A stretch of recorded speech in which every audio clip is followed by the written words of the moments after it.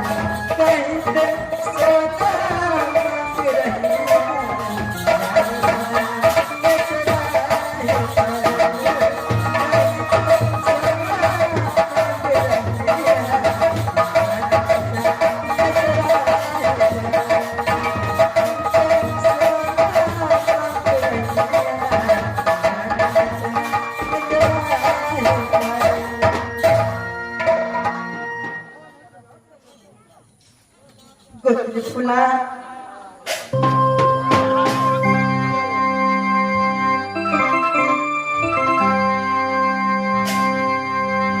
इस वक्त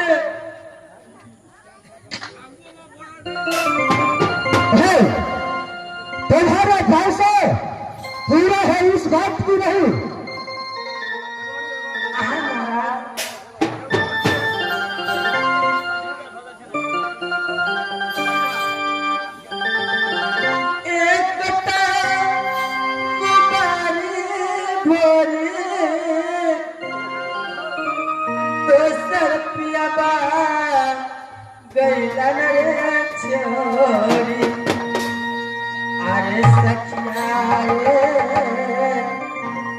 अरे सखिया रे तेरा पिरा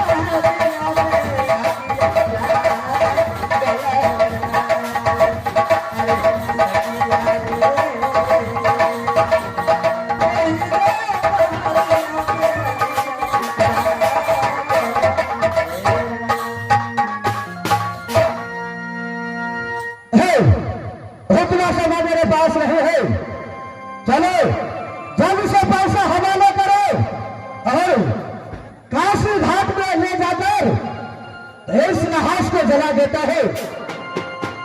ठीक है महाराज।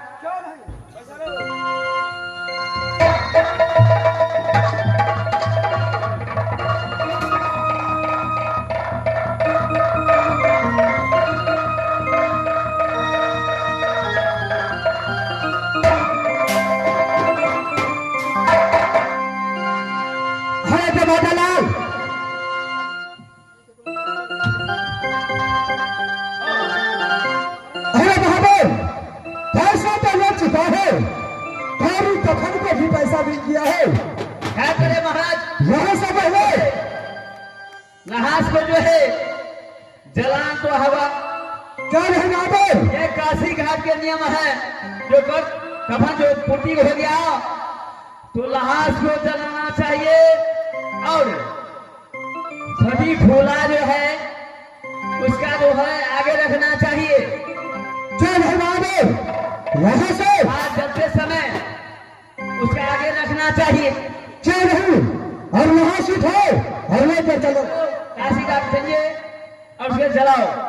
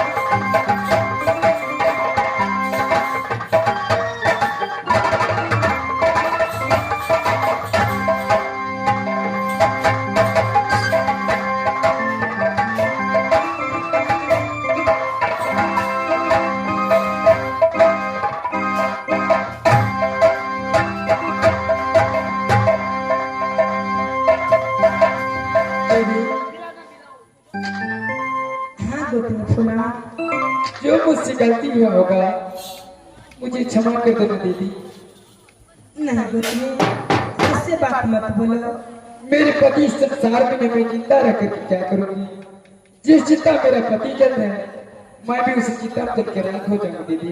नहीं गोतनी, ऐसे बात मत बोलो गोतनी फूला। नहीं दीदी, मैं क्या करूं इस संसार के अंदर रह करके।